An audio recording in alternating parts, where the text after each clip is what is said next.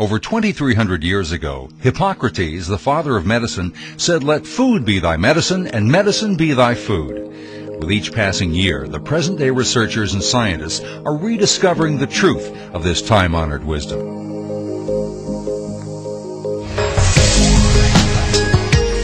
Welcome to the Whole Food Pharmacy, where eating healthy just got easier.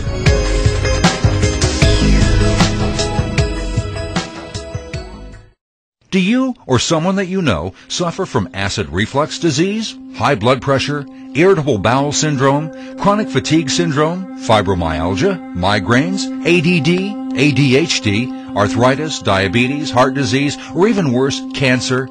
If we could go back in time to 1965 and ask that same question, do you think we'd get the same answer? The fact is that some of those diseases didn't even exist 40 years ago. What's more surprising is this. In that same span of time, since 1965, we've also seen enormous advances in medical technology. We have more doctors, we have more hospitals, and we have more pharmaceutical drugs. And what do we have to show for it? The sickliest generation in American history. These are all the medications that I have to take daily. This drug here is Lipitor. This keeps my cholesterol down, and this is about $140. This is my Fosamax. It's $142 a month for 4 pills. Was getting so it was more than my Social Security, so I was debating whether or not to eliminate some of them. Common sense says this is normal. Common sense says disease is just something that happens to you and that you just have to deal with it. Well, judging from the ever-increasing disease rates, we can see that common sense is indeed quite common. Uncommon sense, on the other hand, is rooted in the intellect. It has the ability to see the bigger picture and to recognize the truth. The processed food industry spends $33 billion per year to convince us and our children that it's normal to eat sugar-laden foods, junk foods, fast foods, and processed foods which typically contain high fructose corn syrup, hydrogenated oils, and trans fats. $33 billion is a lot of money, and advertising works. The processed food and fat food industries are serving it up. Americans are gulping it down, and widespread obesity and chronic disease is the result. From there, the masses are driven into the waiting hands of the highly profitable pharmaceutical industry. We have first and second grade children who are already showing signs of high blood pressure and high cholesterol.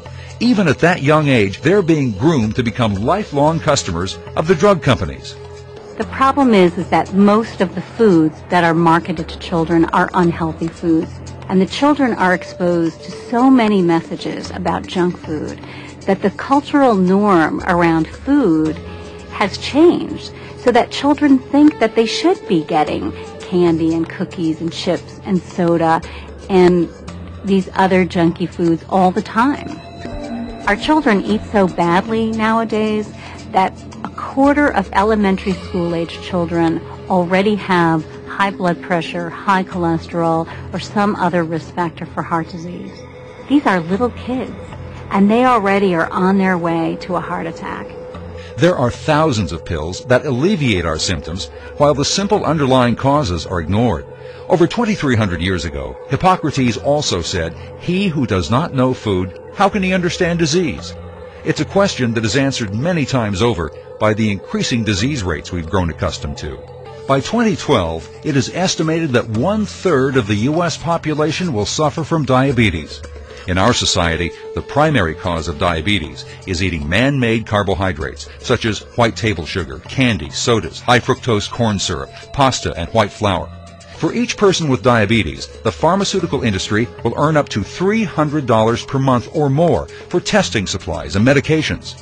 Imagine 1/3 of the United States, 100 million people, at $300 a month. That's a lot of money. And the simple truth is this. The number one culprit in this fiasco is the American diet. Fast food, junk food, candy, chips, burgers, French fries, and sodas, otherwise known as processed food. All foods fall into one of two categories, whole foods or processed foods. A whole food is any food that grows from the earth and is in its original form when you eat it, namely fruits, vegetables, nuts, seeds, legumes, whole grains, and berries. All of these are whole foods. In your grocery store, the whole foods are what you find in the produce aisle. Most everything else in the store is processed food. Over the past century, nutrition experts have gained a fuller appreciation of the need for a whole food diet. Research began to show in the 1970s that certain patterns of eating, beyond vitamin and mineral intake, were influencing illnesses. By the 1980s, they found that populations that ate more fruits, vegetables, and high-fiber foods experienced lower rates of cancer, heart disease, and diabetes. The health benefits of whole foods is now taking center stage as the research frontier has shifted its focus to the thousands of phytochemicals found in whole foods that may have important physiologic effects. Here are just a few of the latest findings. Spinach and other deep green leafy vegetables contain a carotenoid called neoxanthin. Research published in the 2004 issue of the Journal of Nutrition shows that neoxanthin fights human prostate cancer in 2 different ways. Researchers at UCLA recently discovered that curcumin, a spice that's found in curry, kills nearly every cancer cell in the lab and blocks every single step in the progression of Alzheimer's disease. Researchers at the University of California, Davis recently reported that apples and apple juice may help protect arteries from harmful plaque buildup. Citrus limonoids have been shown to help fight cancers of the mouth, skin, lung, breast, stomach, and colon.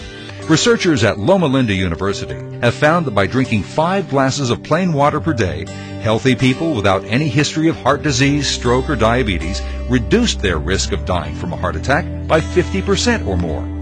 All of this was discovered only in the last 5 years. And that's just the very tip of the iceberg. It's all so very simple, but at the same time, quite profound. Whole foods contain the natural nutrients that our bodies can recognize, absorb, and put to good use. After decades of cancer and disease research and billions of dollars spent, every single non-profit health organization in the world is telling us to eat more whole foods.